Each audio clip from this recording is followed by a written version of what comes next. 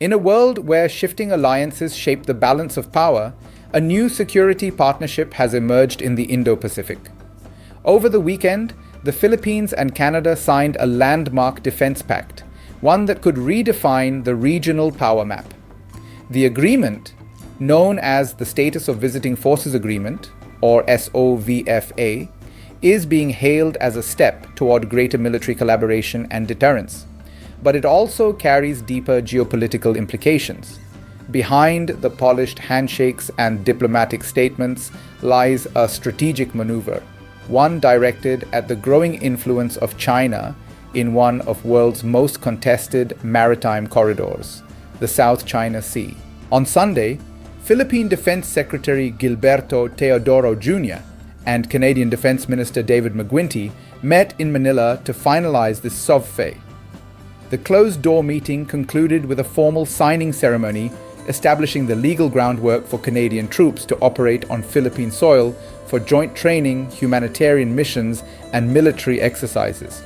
This pact essentially gives Canada a military footprint in Southeast Asia, while the Philippines gains another powerful ally within its expanding web of defense partnerships. For both nations, the timing could not have been more significant. The deal arrives at a moment when China's assertiveness in the South China Sea is escalating to levels unseen in recent years.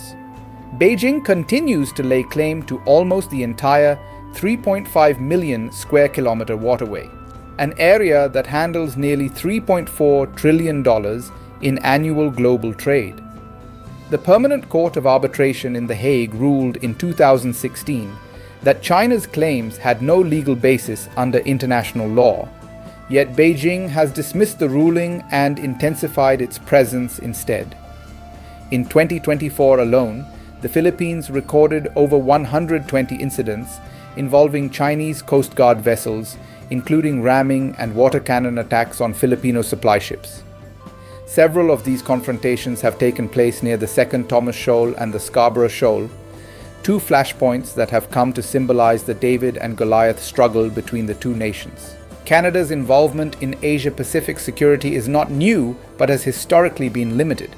The signing of the SOVFA marks Ottawa's most direct commitment to regional defense cooperation in decades.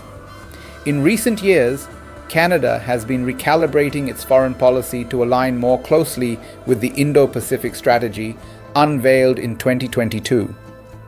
That blueprint emphasizes a stronger Canadian naval presence in the region, closer ties with ASEAN nations, and strategic partnerships to counter coercive economic and military tactics by authoritarian powers.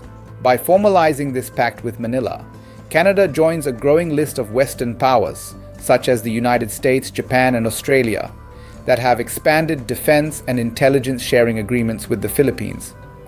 The SOVFA essentially provides a framework for joint training, disaster response coordination, and intelligence sharing, but it also opens the door for military logistics and interoperability.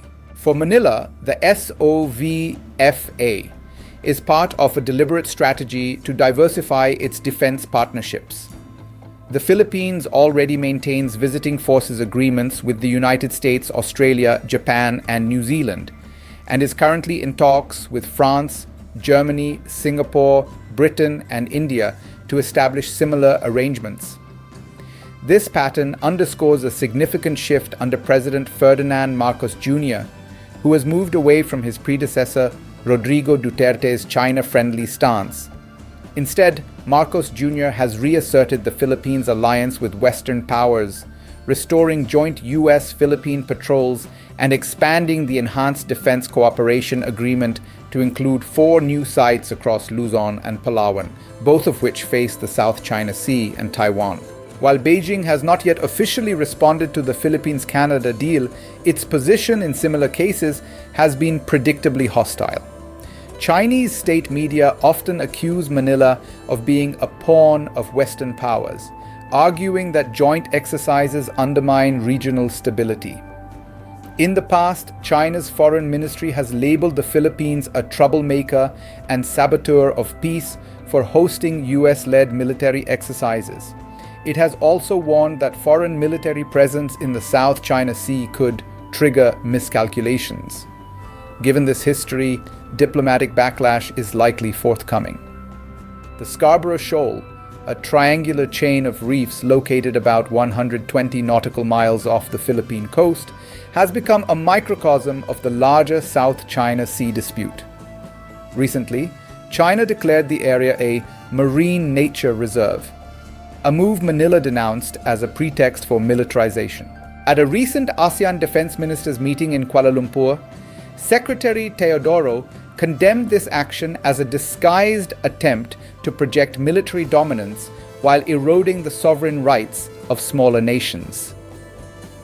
Analysts see this as part of Beijing's broader pattern of grey zone warfare, using Coast Guard vessels and maritime militias to achieve strategic goals without open conflict.